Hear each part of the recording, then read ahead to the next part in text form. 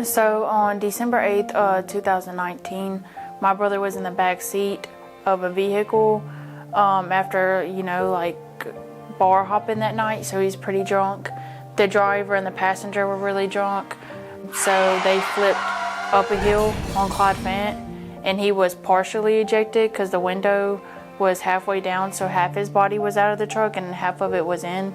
He rolled down the hill, like the truck rolled down the hill, fully ejected him, and his friends left him there because they thought he was dead. So they called Ubers and left him there, and he died later on that day at 4:07 p.m. I've never had anyone close to me pass away, so that hit me really, really hard. I didn't know how to deal with my depression.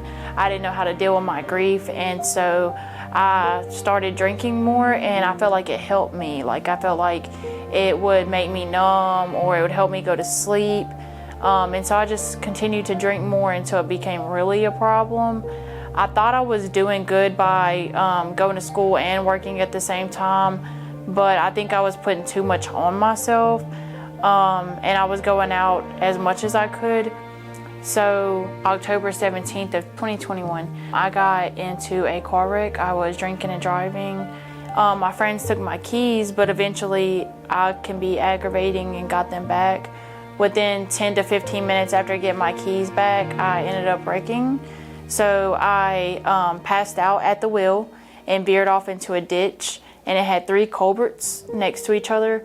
And I was going 65 and a 45 already, so it just made my speed go even faster. So when I veered off into the ditch, I started rolling and hit those culverts. My car flipped 15 to 16 times. I was ejected at some point out of the vehicle, and I completely totaled that vehicle. I was thrown into the ditch, and it was the craziest thing because they say the worst wrecks happen closest to home. I wrecked in front of my dad's house, so I was thrown across the road into his ditch, and my car landed diagonally across from his driveway. From that wreck, I sustained 2 broken hips. I broke all my ribs. I punctured a lung. I broke both of my collarbones. I broke a bunch of bones in my back, and I think that's it. But I received a traumatic brain injury and a spinal cord injury. After 2 years, how has that changed your outlook on vehicle safety and basically life as a whole? It has really made me more positive. I'm the happiest I've ever been, actually, and that may sound crazy, but I am. I found a way to love myself because I lost a lot of friends and family, and so I just began my self-love journey, and I think it's going well. I just try to take the more positive outreach on it, and that's why I love working with ThinkFirst, because it also helps me in like a therapeutic way, talking to these kids. And I just really hope that my brother's story combined with mine actually has a huge impact on them when telling it.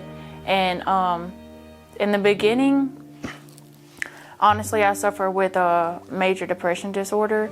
So in the beginning, it really, really took me down. It was really, really, really hard. I was at the lowest I've ever been, but it was like 2 or 3 days after laying in the bed straight and not getting up. I was like, either I'm gonna be extremely depressed, wallow in my pain and let this kill me, or I'm gonna get up and do something about it. And I prayed and prayed. I found my faith again, and then I met Bubba just out of random.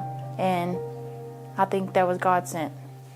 Tell me, what would you tell a person that were making like the same decisions that you were making? I would definitely tell them to please pray more. If they were going in a situation as far as I was, I would just tell them, like, seriously get some therapy, but also think about everyone else around you, because the things you're doing don't only affect you, they affect everyone around you. And I didn't know that myself until it happened, and that it made me feel really bad to put my family and my friends in that position, especially after just losing my brother. Programs like ThinkFirst make a huge difference into the community, to the kids, and hopefully they are able to spread word not only to the kids, but to their parents and things like that. I grew up with alcoholic parents, and if I would have had that in class, I would have been a whole lot more harder on my parents too about drinking and driving. How do you feel being a VIP speaker? I feel honored to be a VIP speaker with ThinkFirst because it gives me a purpose to get up every day. When I have those speeches, it fills me with joy. Before I actually go and do my speech, I pray to God to let me say the right words, like let me be His vessel and speak through me to these kids. It really gives me a purpose, and it has really changed my outlook on life as well.